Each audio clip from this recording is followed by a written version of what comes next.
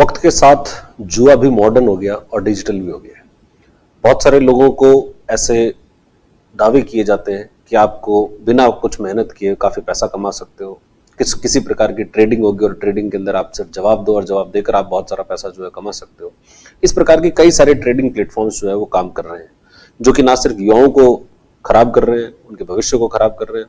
एक जुए की लत जो है वो भी धीरे धीरे लोगों के अंदर आ गई है। ऐसी ही एक ट्रेडिंग है जिसको कहते हैं ओपिनियन ट्रेडिंग। और ओपिनियन ट्रेडिंग को लेकर अभी सेबी के द्वारा एक एडवाइजरी जारी की गई है। आज बात करेंगे उस ओपिनियन ट्रेडिंग के बारे में कि क्या होती है ओपिनियन ट्रेडिंग, और ये जो स्किल के गेम या फिर इस प्रकार की जो ट्रेडिंग के गेम्स हैं वो चल कैसे रहे हैं, इनका लीगल रेगुलेशन जो है वो कैसे होता है, कैसे इसको गैम्बलिंग को, ये गैम्बलिंग से किस तरीके से अलग है और किस तरीके से ये काम कर रहे हैं और इनका क्या प्रभाव है समाज के ऊपर, इसी की चर्चा जो है इस वीडियो के अंदर करेंगे। सबसे पहले बात करते हैं ओपिनियन ट्रेडिंग की। सेबी ने एक एडवाइजरी जारी की 29 अप्रैल को, और उसके तहत कहा गया कि ओपिनियन ट्रेडिंग जो है सेबी के द्वारा रेगुलेटेड नहीं है।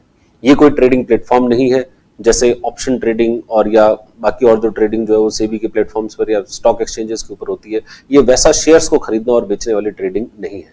आखिर ओपिनियन ट्रेडिंग होती क्या है? तो कई सारे ऐसे प्लेटफॉर्म्स हैं, जैसे ऐसे ऑनलाइन प्लेटफॉर्म है, जैसे प्रोबो नाम का एक प्लेटफॉर्म है, एक एमपीएल ओपिनियो नाम का एक प्लेटफॉर्म जो है वो है, एक रियल 11 नाम का एक प्लेटफॉर्म है। यहाँ पर आप जाओ और जाने के बाद में वहां पर कई प्रकार के प्रश्न हैं। जैसे अभी ये प्रोबो नाम की ये वेबसाइट है, इसके ऊपर कई सारे प्रश्न हैं, जैसे गुजरात आज मैच जीतेगा, हैदराबाद के विरुद्ध मैच जीतेगा या नहीं जीतेगा, गुजरात 226 से ज्यादा स्कोर करेगा या नहीं करेगा। इनका जवाब आपको देना है यस और नो में। यस और नो के अंदर आप जवाब दो, और जैसा आपका जवाब दोगे उस आधार पर आपकी बेट उसके ऊपर लग जाएगी। अगर आपका जवाब सही पाया गया तो आप इसमें पैसे जीतोगे, और अगर आपका जवाब गलत पाया गया तो आप इसमें पैसा हार जाओगे। तो ये एक तरीके से जुआ है, प्योर सट्टा जो है, सट्टा के दृष्टिकोण से इसको जो है हम रख सकते हैं। और सेबी ने भी इसी को कहा है कि सेबी इस प्रकार के किसी प्लेटफॉर्म को जो है वो रेगुलेट नहीं करती है, और अगर कल को इन्वेस्टर्स के साथ में किसी प्रकार की धोखाधड़ी यहाँ पर होती है तो वो अपने खुद के जिम्मे पर है। सेबी इस प्रकार से इन्वेस्टर प्रोटेक्शन का जो भी काम सेबी करती है वो इसके अंदर लागू नहीं होगी। सेबी ने तो इसको जो है इलीगल एक्टिविटी भी कहा है। हालांकि कानून के अंदर इसको प्योर रूप से इलीगल कहना जो है वो उतना सही होता नहीं है, क्योंकि टेक्निकली ये इलीगल नहीं है। हालांकि देखो, टेक्निकली नहीं है, मॉरली तो है। मॉरली जो है अगर देखा जाए तो इसमें सभी काम जो है गलत किया जा रहा है, लेकिन तकनीकी रूप से ये उस कैटेगरी के अंदर जो है वो नहीं आते। अभी समझेंगे कि वो भी क्यों नहीं आती है। ओपिनियन ट्रेडिंग में इस तरीके से ट्रेडिंग करते हैं, अलग अलग प्रकार के प्रश्न होते हैं, लोग हाँ और ना के अंदर जवाब देते हैं और उससे पैसा जो है जीतते हैं।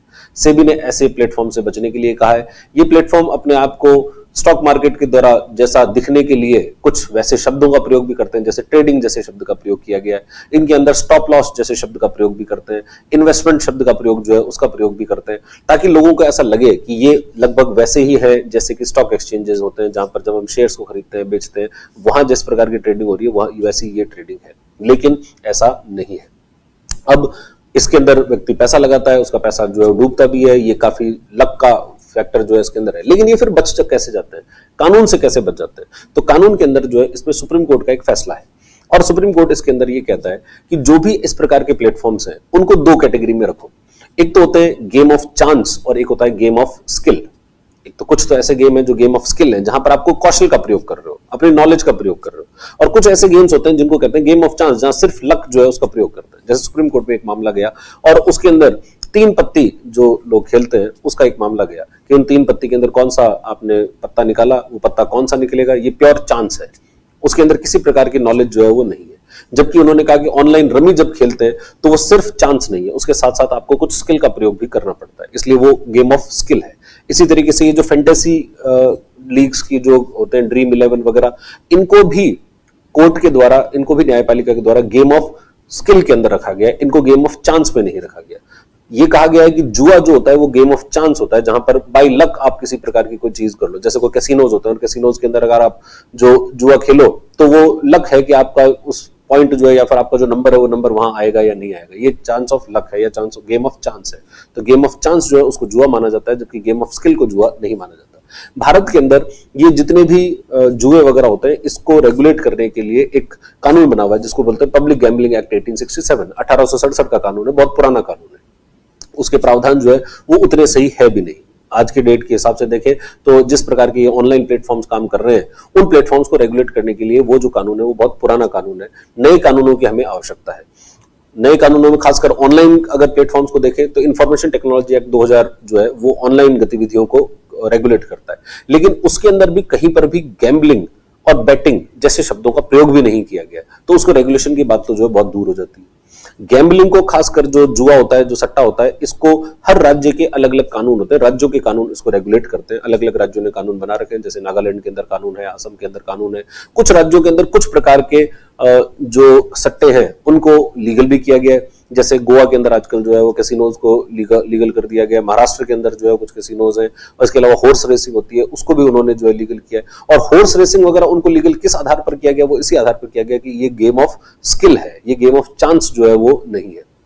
और ये प्लेटफॉर्म्स कैसे चल रहे हैं, तो इसी जो डिस्टिंक्शन है इसका फायदा ये लोग उठाते हैं। जबकि अगर देखा जाए कि जिस प्रकार के प्रश्न यहां पूछे जा रहे हैं और जिस प्रकार के बेट लोग बाग लगा रहे हैं, ये किसी प्रकार की नॉलेज या किसी प्रकार की स्किल के ऊपर आधारित नहीं। हालांकि इन्होंने अपने वेबसाइट के ऊपर पूरा ये लिखा हुआ है कि आपकी जो नॉलेज है और आपकी जो स्किल है उसका प्रयोग करके आप इसके ऊपर बैटिंग लगा सकते हो। लेकिन आज के डेट के अंदर अगर प्रश्न ऐसा है कि क्या आज गुजरात जो है वो 226 रन बनाएगी या नहीं बनाएगी, कौन सी स्किल है जो व्यक्ति को ये बता सकती है कि आज 226 रन बनेंगे या नहीं बनेंगे? ये सिर्फ और सिर्फ जुआ है, सट्टा है, इसके अलावा और जो है कुछ भी नहीं हो सकता। लेकिन क्योंकि हमारी कानून के अंदर कुछ कमियां हैं, हमारे लीगल जो फ्रेमवर्क है उसमें कुछ कमियां हैं, उन कमियों का ये लोग फायदा उठा रहे हैं। और जो लॉ एनफोर्समेंट एजेंसीज है या फिर जो सरकार है, सरकार उस पर उतना ढंग से ध्यान जो है वो दे नहीं रही। बहुत बड़ा मार्केट जो है बन चुका है। ये ओपिनियन ट्रेडिंग जो है वो भी अपने आप में ऐसा माना जा रहा है कि 50,000 करोड़ रुपए के ट्रांजेक्शन जो है यहाँ पर होते हैं। इन कंपनियों के रेवेन्यूज जो है वो भी बहुत बड़ी मात्रा में, करोड़ों हजारों करोड़ों में रेवेन्यूज है, हजारों करोड़ जो है ये लोग अपने लाभ में भी कमा रहे हैं। और इसके अंदर पैसा जो जा रहा है वो आम आदमी का पैसा जा रहा है, जो ये चाहता है कि बहुत जल्दी किसी ना किसी तरीके से वो अमीर हो जाए, किसी ना किसी तरीके से वो ये इनके इन प्रकार ऐसा बिना कुछ मेहनत किए ऐसा कुछ हो, ऐसी कुछ तरकीब उसके पास आ जाए जिससे वो रात को सोए तो किसी क्वेश्चन का जवाब देकर सोए और सुबह उठे तो वो क्वेश्चन जो है सही पाया गया और इसके कारण वो बहुत सारा पैसा जीत जाए और उसकी जिंदगी जो है चेंज हो जाए। लेकिन वास्तविकता में जिंदगी ऐसे चेंज होती नहीं है। जिंदगी को चेंज करने के लिए बहुत मेहनत की आवश्यकता होती है। हर व्यक्ति को अपनी मेहनत के ऊपर पूरा भरोसा रखना चाहिए और मेहनत से ही वास्तविकता में जीवन परिवर्तित होगा। अगर इस तरीके से कोई पैसा आ भी गया तो वो ज्यादा दिन तक टिकेगा नहीं, वो पैसा जो है वो चला जाएगा और जीवन को खराब ही करके जाएगा। इसलिए ऐसे प्लेटफॉर्म से हमको जो दूर रहना चाहिए। सेबी ने इसके लिए एडवाइजरी जरूर जारी की है, इसके लिए सेबी का धन्यवाद। पर बाकी जो लीगल एनफोर्समेंट एजेंसीज है उन एजेंसीज को भी ऐसे प्लेटफॉर्म्स के विरुद्ध कार्रवाई करना चाहिए जो कि अपने आप को बताती तो है गेम ऑफ स्किल्स, लेकिन ये काम जो कर रहे हैं वो उसी के आवरण के अंदर ये काम कर रहे हैं गेम ऑफ चांस का। ये प्योर रूप से बैटिंग या सट्टा जो है, सट्टे का कार्य ये किया जा रहा है। तो इस सट्टे को रोकने के लिए सरकार को निश्चित रूप से कोई ना कोई कार्रवाई जो है करनी चाहिए। आप ऐसी प्लेटफॉर्म्स के बारे में क्या सोचते हैं, किस प्रकार का विचार जो है आपका है, ये आप कमेंट सेक्शन के अंदर जो है जरूर बताइए। आपको ये वीडियो कैसा लगा और कैसे मुद्दे हो जिन मुद्दों पर अपन को वीडियोस बनाने चाहिए, उन पर क्या एक्सप्लेनेशन होने चाहिए, क्या इंप्रूवमेंट्स होने चाहिए, उसके बारे में भी आप सजेशन दीजिए। बहुत बहुत धन्यवाद।